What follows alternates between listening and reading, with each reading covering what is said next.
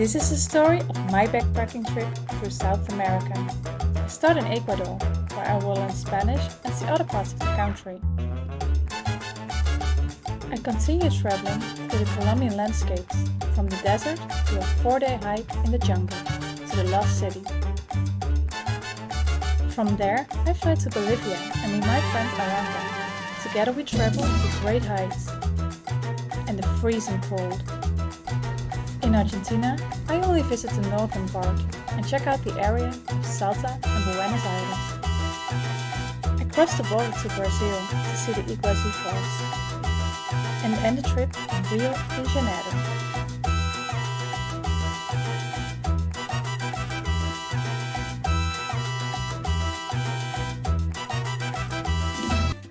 From Buenos Aires, I took a plane to the border of Brazil. First I planned to visit the Iguazu Falls on the Argentinian side, because there are multiple walking routes to take. But the day I arrived, it was so clouded that I decided just to visit the Brazilian side the next day. So I ended up taking a cab to Foz do Iguazu. I wanted to be one of the first to arrive in the park, so my photos wouldn't be filled with other tourists. The morning started off cloudy and rainy, but soon enough the sun would come through.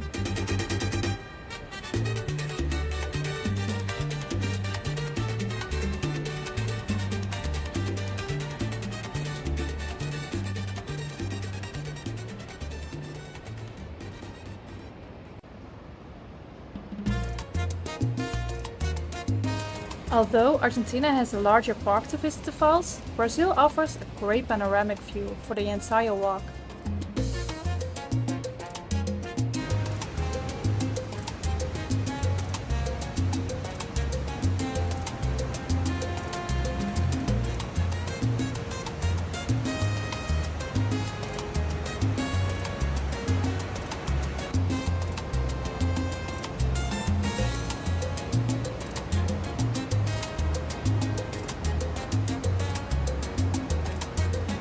And as you can see, the sky started to clear up.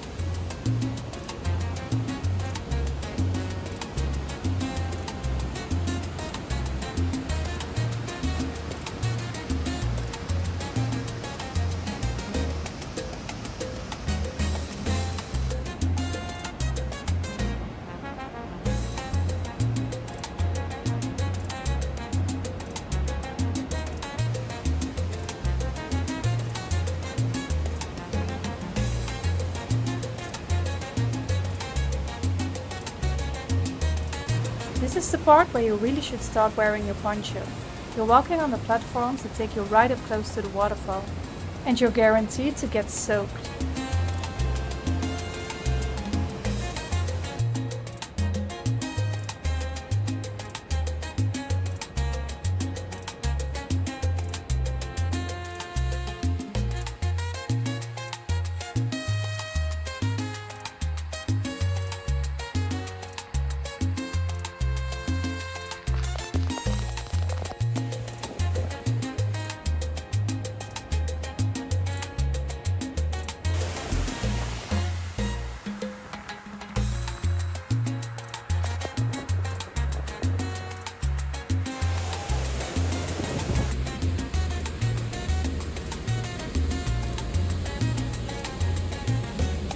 I took the elevator to the tower to get an overview from above. But what an amazing trip this was. So beautiful, so big. I really enjoyed every moment of it. And so lucky that I was one of the first to arrive. Really felt like I was almost alone in the park.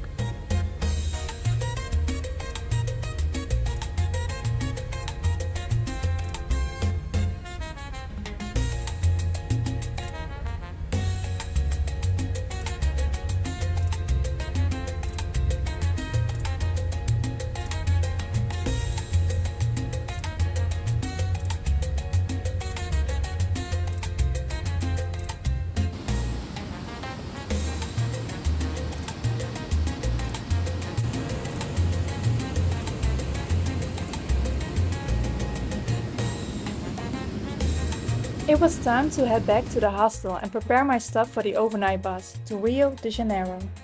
The first bus was a 17-hour ride, and where we didn't make any stops with the buses in Argentina, Here we made a proper stop for at least 30 minutes for every meal of the day. After we arrived in Sao Paulo, I needed to get on another bus to Rio de Janeiro. This was another 6 hours.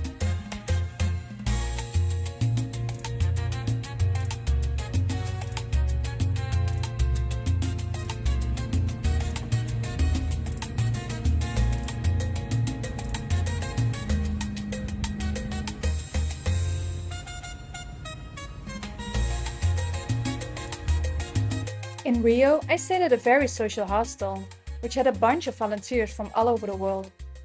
Every night there was a dance class and a party outside of the hostel, which you could join. There were also many tours offered to explore the city. And as you can imagine, at the end of 4 months traveling, my budget wasn't very big anymore. So I had to make a lot of hard choices, mostly cutting into my food and party budget. The first day was all about exploring the beaches of Rio. The hostel was located between the famous Copacabana beach and Ipanema beach. I started walking the entire length of Copacabana beach. There's a wide boulevard running along the shore, lined with beach bars where you can stop for lunch, dinner, or a refreshing caipirinha, Brazil's most famous cocktail.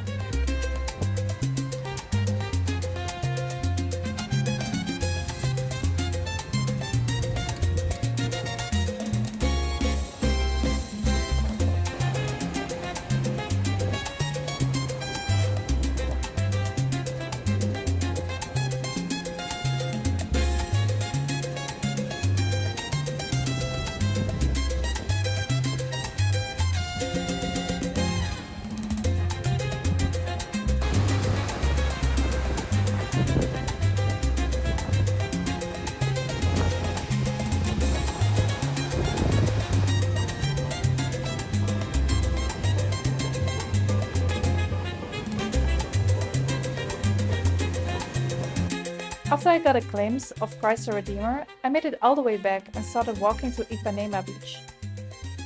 After walking for hours, I decided not to continue all the way to the end of Ipanema beach.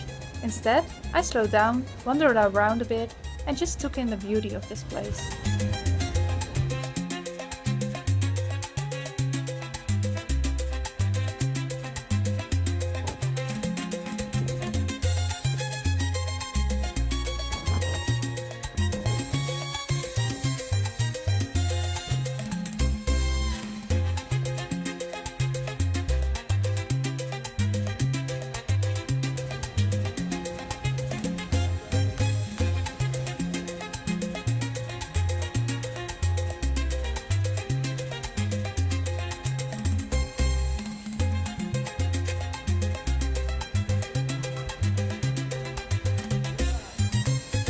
Then, it was time to head back to the hostel, where I encountered one of these cute monkeys.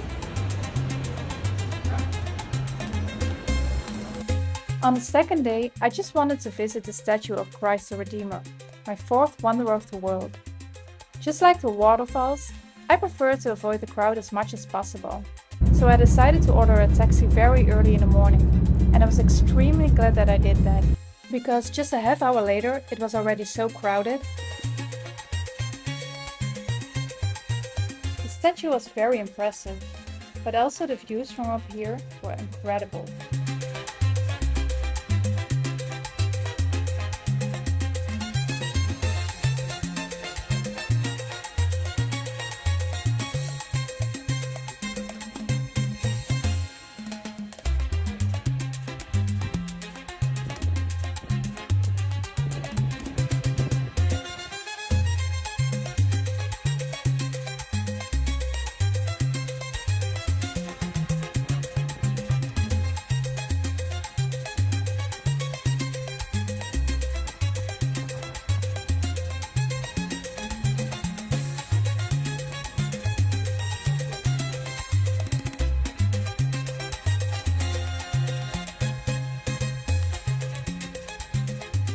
As you can see, it gets extremely crowded here.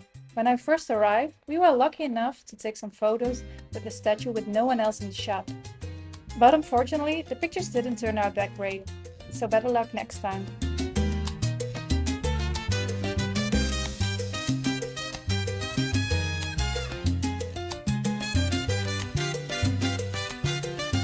spending a few hours there, I took a taxi back to the foot of the mountain and walked the rest of the way. There are stories about people getting robbed while hiking up there, so I didn't want to take any chances.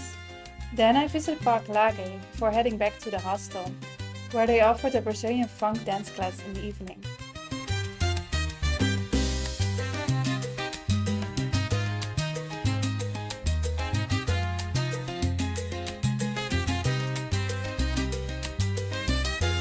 On the third day, I didn't have much planned during the day. In the evening, a lot of people from the hostel decided to go to a capoeira party, and I decided to join them. The party continued for most of them until sunrise. It's definitely an experience on itself, but don't go alone. After sleeping in, I planned to go to Santa Teresa, which was a bit further away from the hostel, so I took a local bus to get there.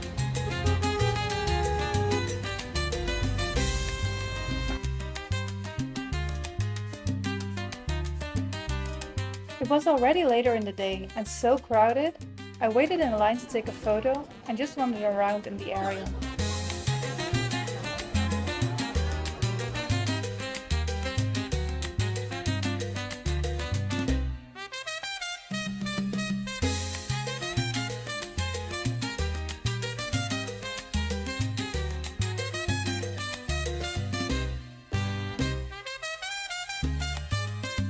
On my last day, I wanted to visit Sugarloaf Mountain. The walk there was long but beautiful. To save some money, I decided to hike the first part and then take a cable car from the top of the first mountain to Sugarloaf Mountain itself. But apparently, you need to buy that ticket at the bottom as well. But luckily, the views from this side were still absolutely worth it.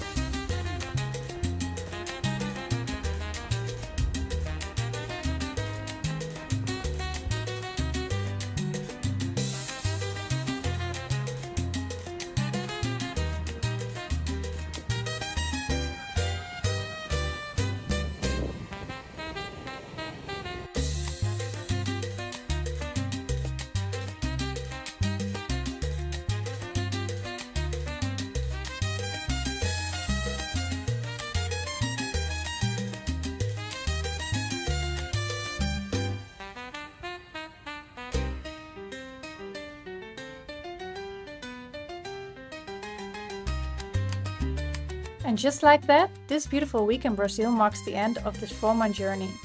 Looking back, I feel so much joy for everything I've experienced. It all started in Ecuador, where I stayed for 5 weeks and which quickly felt like a home to me. Then came 6 weeks in Colombia, where I truly started backpacking solo, meeting amazing people, exploring big cities, small towns, and incredible nature. After that, my friend Alhanka joined me for 3 unforgettable weeks in Bolivia. And finally, I wrapped things up with 3 weeks in northern Argentina and Brazil. This feels like the perfect spot to say goodbye. For now at least. Thank you so much for watching this series. Stay tuned, more travel videos are coming soon.